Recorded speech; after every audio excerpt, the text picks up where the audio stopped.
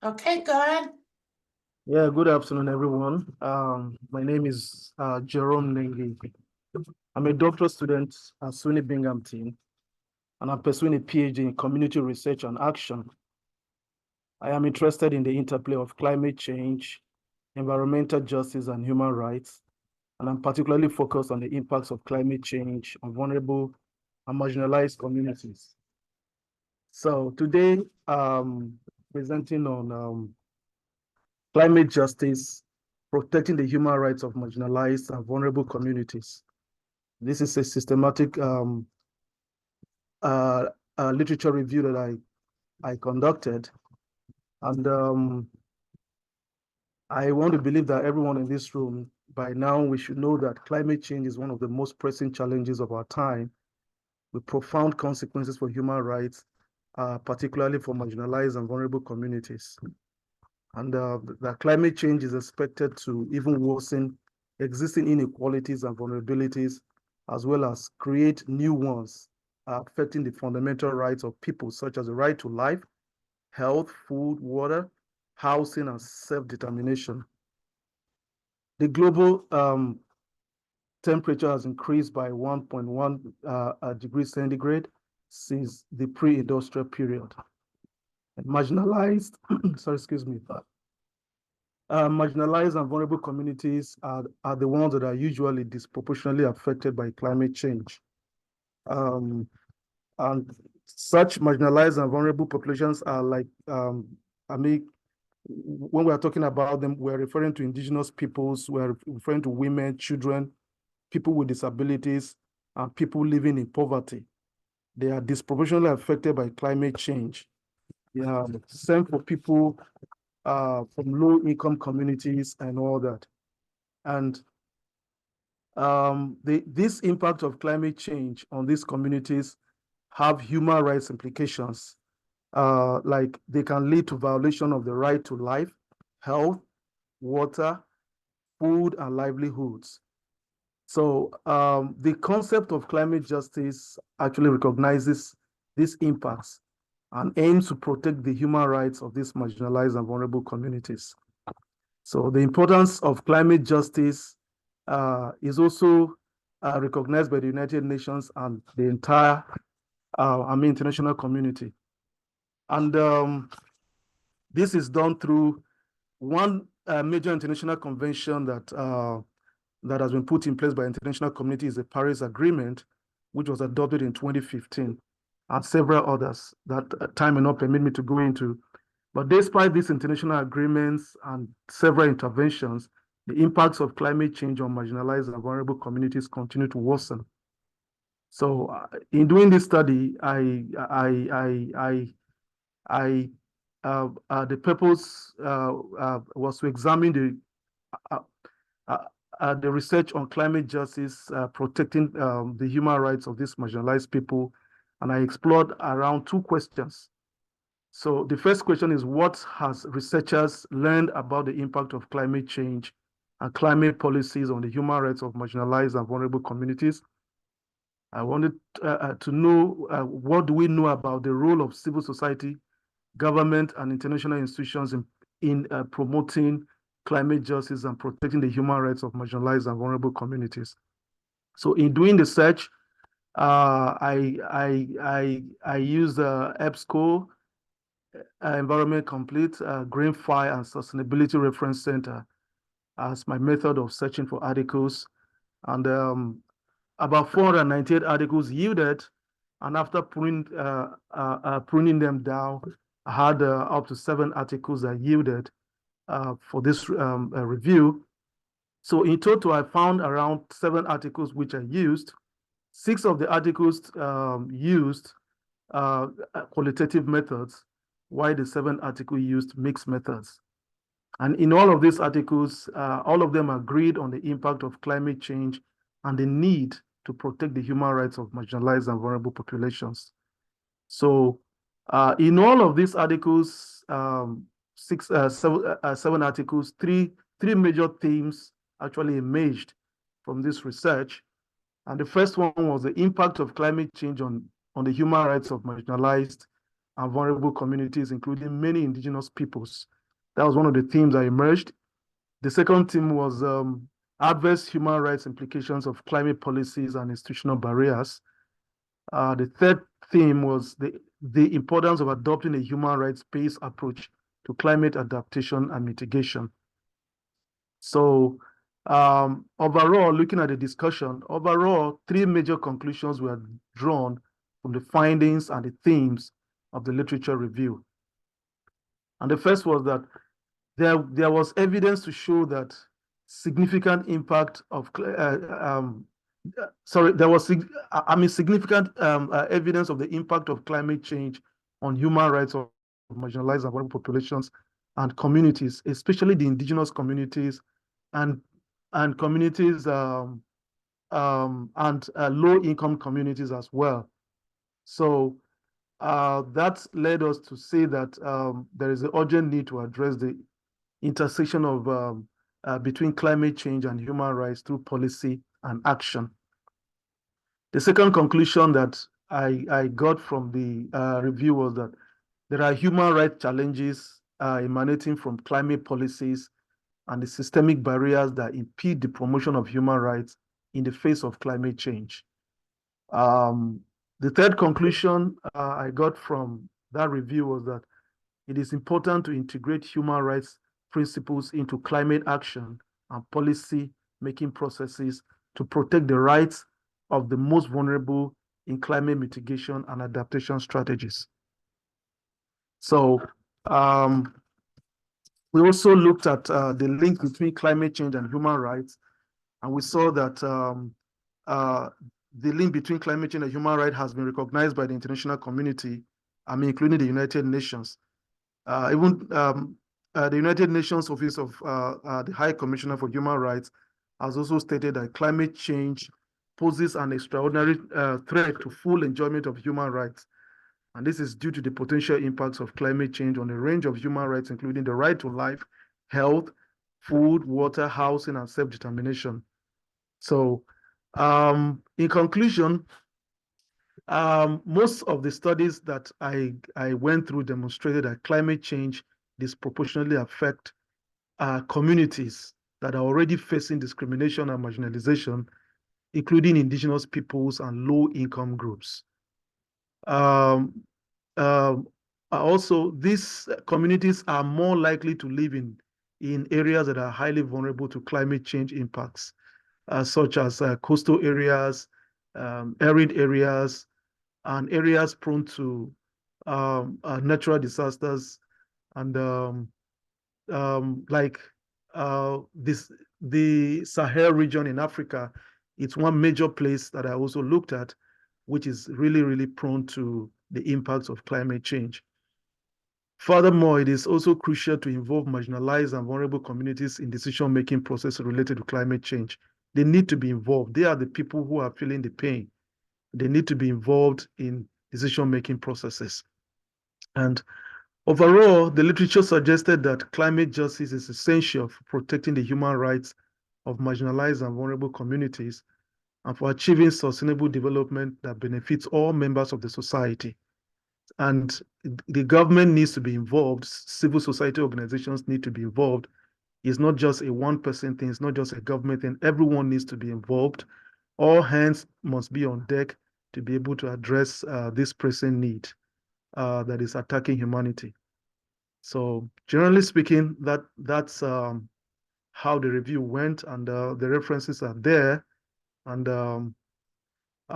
if you need more, if you want to know more about this, please, you can reach out and then we can talk more on this. Thank you very much.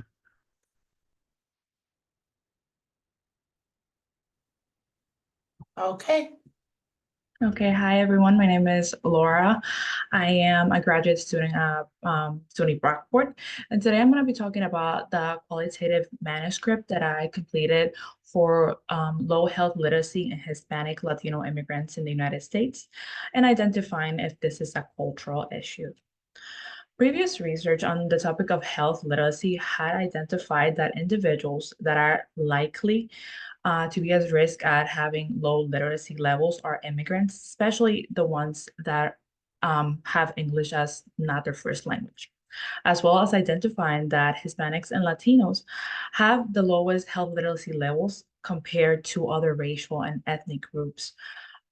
This is largely due to language barriers, which contributes to health disparities. Excuse me. The main objective of this manuscript was to look deeper into health literacy gaps to identify other factors affecting the Hispanic and Latino population in the US aside from language barriers. In order to do so, I was able to complete some interviews in a span of 2 weeks, where I interviewed these participants in Hispanic-owned establishments and located in Brockport, New York. This interview were completed in Spanish and later translated to English in order for me to be able to analyze the results. Some of the questions asked in the interview included their knowledge about the term of health literacy, as well as discussing about what are struggles that they have when going to the doctors or going to the hospital, as well as what is the difference they see when going to the hospital or receiving care in their country in comparison to the United States, as well as what resources, if any, they're able to get at a medical facility that doesn't necessarily pertain to medical issues. I was able to interview 15 different individuals from different countries and that had different occupational backgrounds. Most of them were either construction workers or migrant workers. And a lot of the answers that they provided throughout the interviews continue to overlap. And these are the most common themes that they had. Oh, what happened? Oh, sorry. Some of the common themes was language barriers. Like I said, that is a big one that everyone is aware of. And some things that they had mentioned was, well, in my country, they can actually understand me.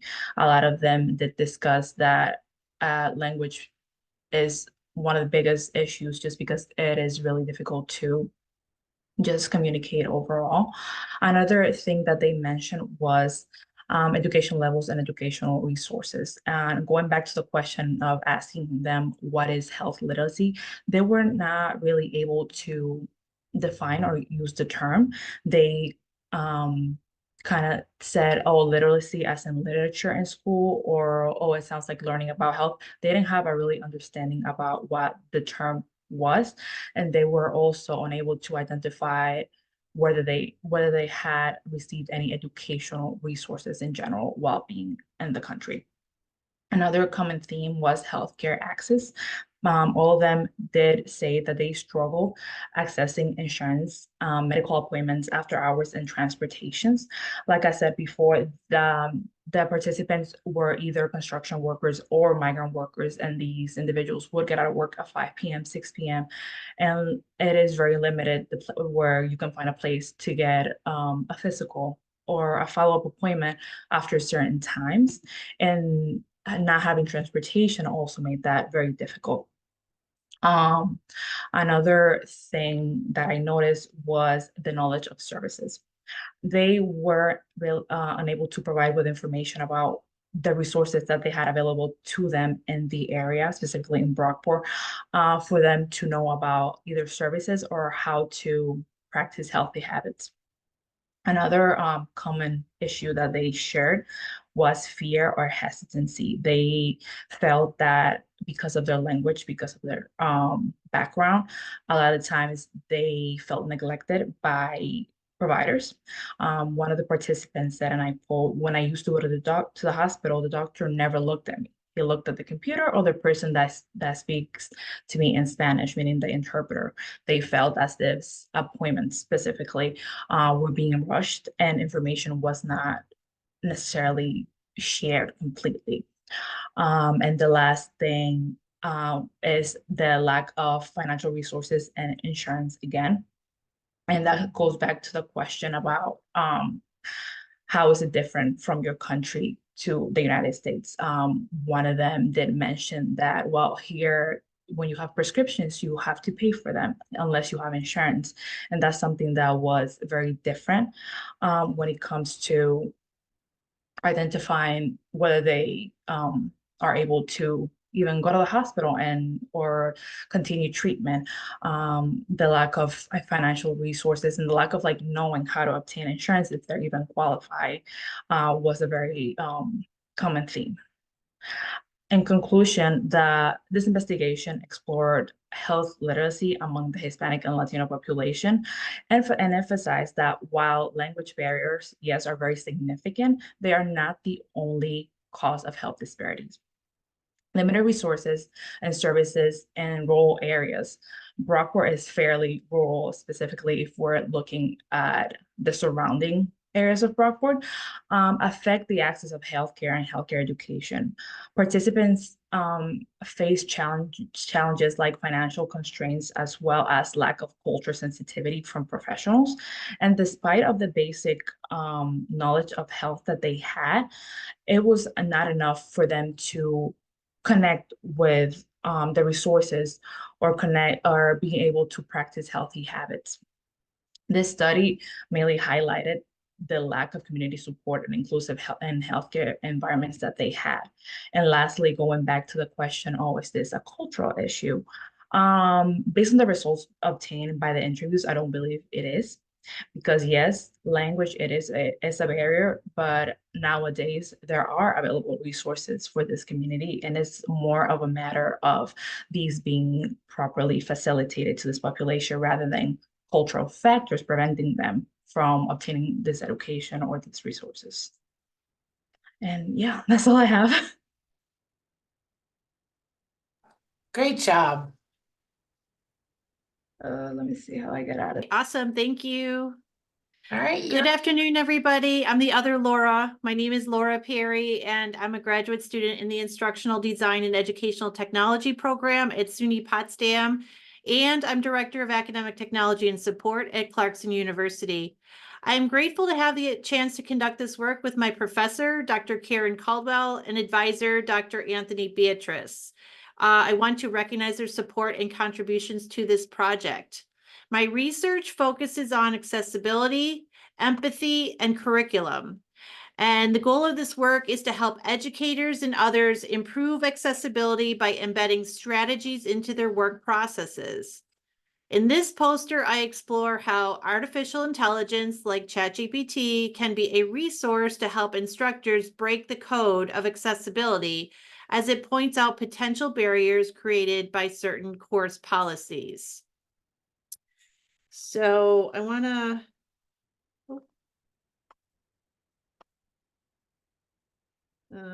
to zoom in, maybe not that much. So the challenge that I chose to focus on is that we know that students with disabilities make up 20% of the undergraduate population. This is according to the National Center for Educational Statistics in June 2023. Similarly, we know that students with disabilities have a much lower sixth-year graduation rate than students without disabilities, and that's according to the same source.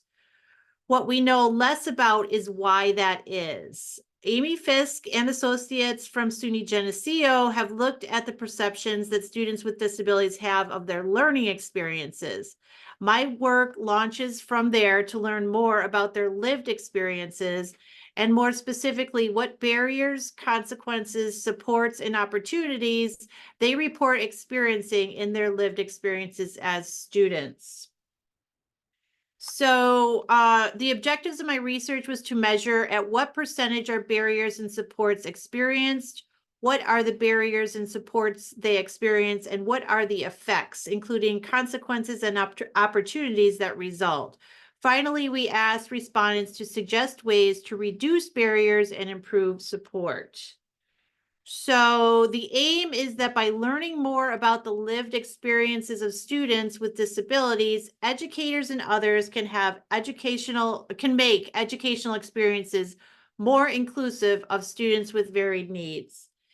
This is part of a study that we did in December of 2023, where we invited 500 undergraduate students with disabilities at 2 higher ed institutions in Northern New York to participate in an anonymous survey. And the survey was sent out to students that were registered with their Office of Accommodation.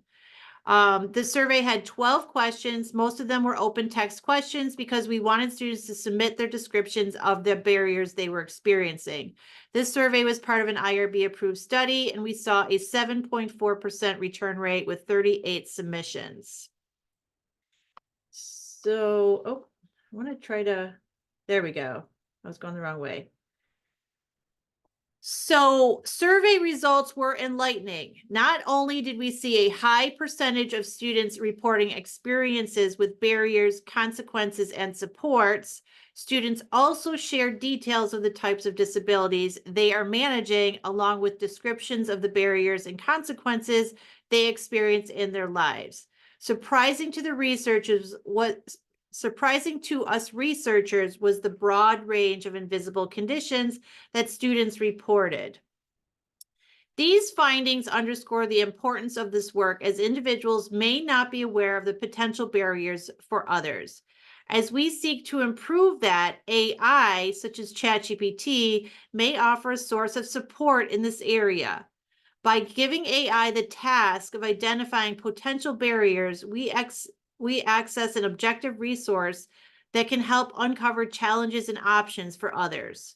So as an example, in this, I provided an example prompt in this poster. And so this prompt right here in the center of the screen is something that I developed as a result of some of the responses we received in the survey. So we heard from students around challenges they experienced based on the design of the course or the course policies that they were of the courses they were in. And so I sort of flipped the script and wrote it as a prompt, as if the professor's querying AI about a common course policy. So the professor writes to AI, I am a professor. I give a 10-question open book quiz each Friday that students must be in class to complete. The quizzes account for 30% of the overall grade. What are the potential barriers? And I note that the language I used in the prompt really just says general barriers. I didn't even get into accessibility barriers. I just said, in general, what are the barriers? And so this is what AI with ChatGPT gave me back. And I thought it was important to look at because while the professor could customize the prompt based on the specifics of their course design, these responses are, enlightening. The results are quite helpful as ChatGPT enlightens the instructor to a range of barriers. As in the example, ensure the quiz content instructions are accessible through various means. Some students may require additional time. Students with mobility issues might face difficulties attending in-person classes. Some students may experience anxiety or other mental health challenges that could impact their ability to attend class regularly. And that sort of as a result of that requirement in the prompt that said the faculty requires them to be in class on Friday in order to complete that quiz.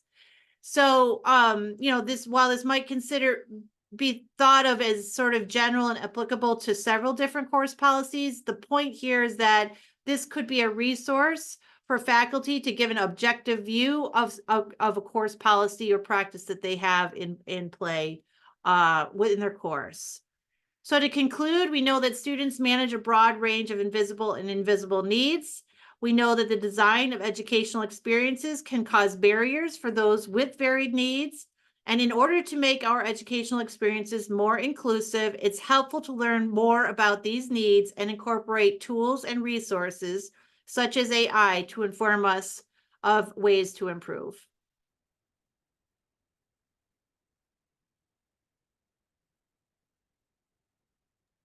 Okay. Great. Thank you.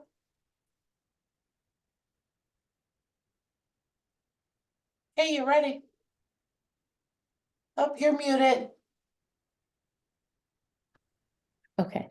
My name is Adriana Saab. I am a second-year doctorate of physical therapy student at Stony Brook University. I am also a staff member for the American Amputee Soccer Association, and this independent study is on developing the youth amputee soccer program. My faculty mentors are Dr. Eric Lambert, Professor and Associate Dean of the School of Health Professions at Stony Brook University, and he is also the president of the American Amputee Soccer Association. and Dr. James Pierre Glaude, Clinical Assistant Professor and Assistant Dean of DEI at Stony Brook University, and the Director of Sports Medicine and Treasurer of the American Amputee Soccer Association. So a little background, what is amputee soccer? Amputee soccer is an adaptive sport that is played all over the world, and it is similar to able-bodied soccer, but there are some differences. Like the field is smaller. There are 7 field players for each team, and then 6 field players are lower extremity limb difference or amputation, and they use forearm crutches. And the 7th player is a goalie who is an upper extremity limb difference or amputation. The goalkeepers have to remain in the goalie box at all times, and the field players have to use the forearm crutches and cannot use the residual limb or the crutches to control the ball. Now, the American Amputee Soccer Association aims to promote and develop the sport for all ages and gender through regional teams throughout the country and selecting elite amputee soccer athletes to represent the U.S. in international tournaments and World Cups. So our regional teams are throughout the whole country. Some, for example, are Boston, New York, California, with many more in progress. Our men's national amputee soccer team has had much success competing in international tournaments and World Cups, and our recently established women's national amputee soccer team will be competing in the first ever Women's Amputee Soccer World Cup in Colombia this fall. So that is very exciting, and we're looking forward to that. And now, youth amputee soccer on Long Island. The first of many youth amputee soccer clinics was held on March 23rd, being first of its kind on Long Island to offer the adaptive sport of soccer to empower children. Through a collaborative effort with Metro NY Regional Amputee Soccer Team and members of the U.S. National Amputee Soccer Team, mentorship and inspiration was given. Beyond the field, the clinic served as a catalyst for building the youth limb loss community and breaking barriers often faced by individuals with disabilities. And with that, our next youth clinic will be on June 29th. So now for the challenges of developing this program. It first started with the outreach. So during the outreach phase, efforts were made to engage medical professionals, community soccer organizations, disabled sports organizations, prosthetists, rehab facilities, etc. However, the responses were limited, with some relevant organizations asking to be removed from the mailing and call list. Visibility.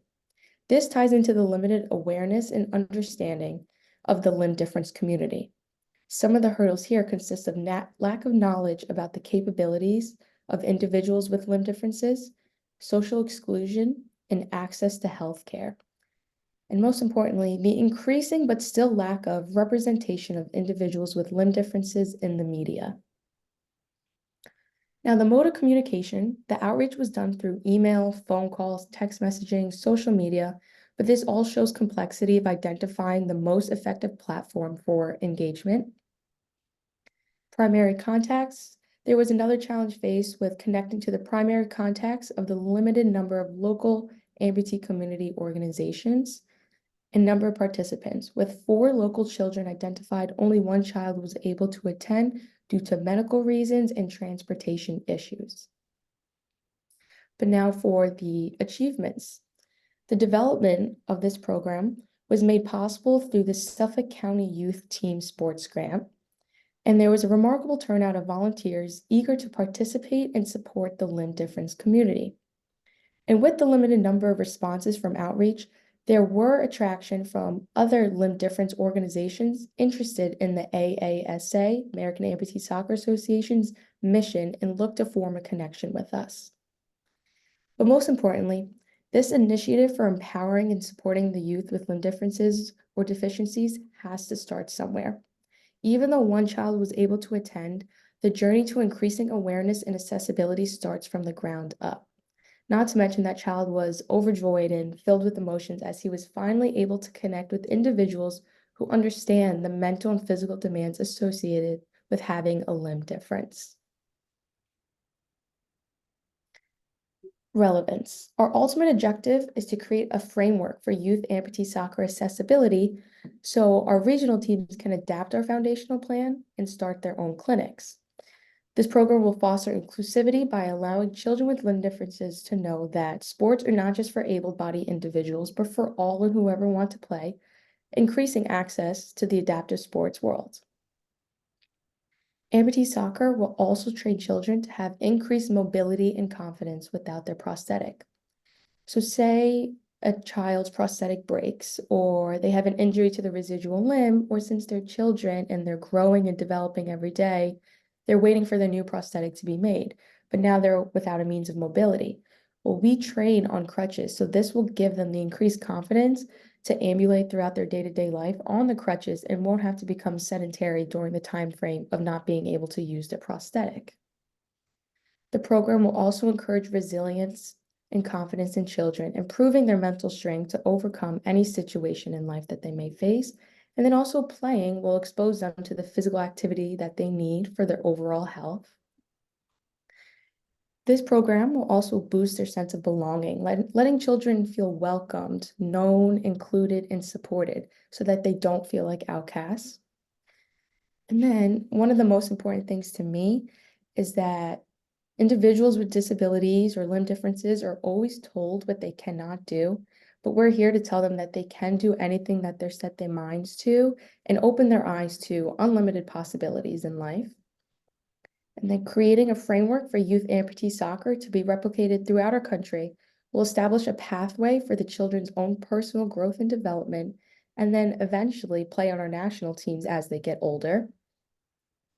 Most of all, they will be a part of the American Amputee Soccer Association family, where we value health, the love of the sport, and overall physical and mental wellness. This will all create camaraderie and promote positive social integration and positive relationships among children with similar journeys. So now youth amputee soccer around the world. Amputee soccer is even more popular in Europe, and the European Amputee Football Federation has hosted many junior camps that have had participants from all over Europe come together for a weekend, a couple days, and it's really great to see them post about it on social media because that is what we are striving to create. And then our Boston Regional Amputee Soccer team has also started their own youth amputee soccer clinics, and they have had great success. So if you're interested in learning more about the American Amputee Soccer Association, you could scan the QR codes on this poster. On the left will take you to our men's national team Instagram. The middle QR code will take you to our website where you could learn more about us, sign up to volunteer. And on the right will take you to our women's national amputee soccer team Instagram. So that is all. And if anybody has any questions,